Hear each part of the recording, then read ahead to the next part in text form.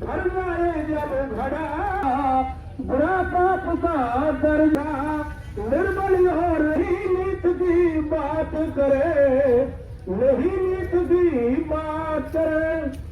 पार्वती का रूप देख के नहीं, इससे बड़ा दुर्भाग्य और कोई नहीं हो सकता है। इस देश का मालिक किसान है, सर्वाधिक आबादी हमारी किसानों की है। देश की आजादी में सर्वाधिक योगदान किसानों का है। इस देश के उत्पादन में सबसे ज्यादा योगदान किसानों का है। सीमा की सुरक्षा करने में सबसे ज्यादा योगदान किसानों का है। उसके बावजूद भी सरकार किसानों की बात सुनना नहीं चाह रही है। लगा करके चलोगे, ये सरकार किसके हाथों में खेल रही। चौधरी देवीलाल, चौधरी छोटू राम हमेशा ये कहा करते थे कि ये व्यापारियों की सरकार कभी मत बना देना और वो तुम्हारे कभी लाभ के काम नहीं करेगी। लेकिन गलती हमसे हो गई।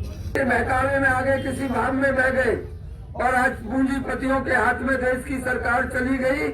आपको सड़क पर बैठना पड़ रहा है। एक बहुत बड़ी दुखद घटना अभी देश में घटी है 2 दिन पहले। एक नौजवान जो जवान, उन्होंने लाल बहादुर शास्त्री ने एक नारा दिया था, जय जवान और जय किसान। हम बड़े खुश हो रहे थे कि हम किसान हैं। जवान भी खुश हो रहा था, हम जवान हैं। आज कितना बड़ा एक अभिशाप हुआ। एक नौजवान जो सेना के रूप में भर्ती है, उसका नाम तो मैं भूल गया, शायद अजय उसका नाम है, और सेना के पास में वो वर्दी में खड़ा हुआ है और सीमा पे खड़े होकर के वो अपना एक वीडियो बना रहा है और उसको लाइव कर रहा है और प्रधानमंत्री से प्रार्थना कर रहा है, कोई धमकी नहीं दे रहा है। और वो कह रहा है कि प्रधानमंत्री, हम सीमा पर खड़े होकर के अपने देश की रक्षा करते हैं। किसान खेत में अन्न पैदा करके देश का पेट भरता है। तो मैं आपसे निवेदन करता हूं, किसानों की मांग को आप स्वीकार कर लीजिए। और अगर आप किसानों की अनदेखी करोगे तो देश का नौजवान विचलित हो सकता है। केवल इतनी बात उस नौजवान सैनिक ने कही और उसके बदले में सरकार ने क्या दिया, उसको सस्पेंड कर दिया, टर्मिनेट करके उसको गिरफ्तार करके जेल के अंदर डाल दिया। ये इस बेशर्म सरकार की हकीकत आपके सामने है।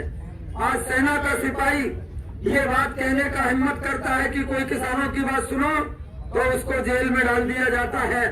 इससे ज्यादा कोई बात नहीं हो सकती। 1 मिनट की एक बात आपसे कह रहा हूँ। हम निवेदन ये कर रहे हैं, आज एक व्यक्ति यहाँ पर आया और वो मेरे से कह रहा था आपका दुष्यंत की तरफ बहुत ज्यादा इशारा होता है। मैं एक निवेदन ये कर रहा हूँ, हमें खट्टर से कोई उम्मीद थी क्या? आप समझते थे कि खट्टर किसानों का भला करेगा?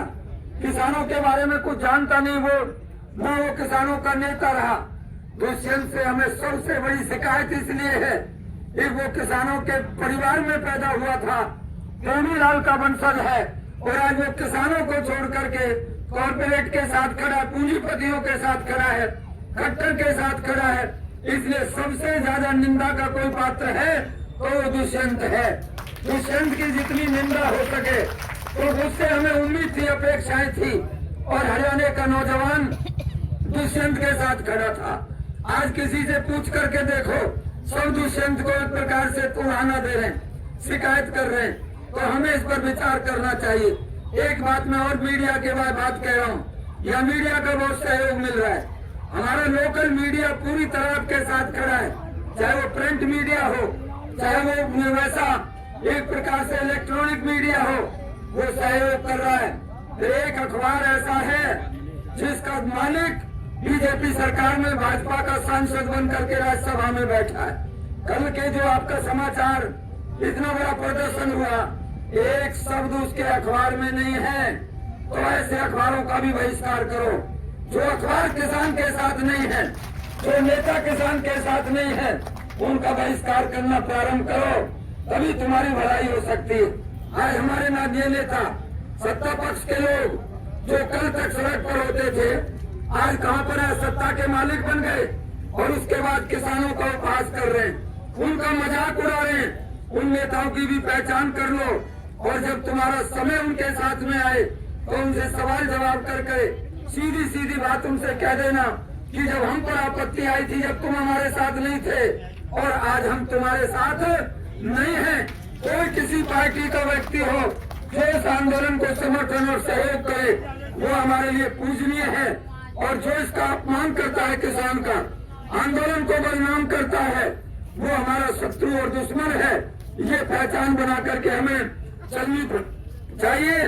आपका धन्यवाद करते हैं। और कल आपने जो तप किया, जो तपस्या आपने की, वो आपकी सफल होगी, निश्चित तौर पर होगी, कामयाबी मिलेगी। आप सबका धन्यवाद। सत श्री अकाल।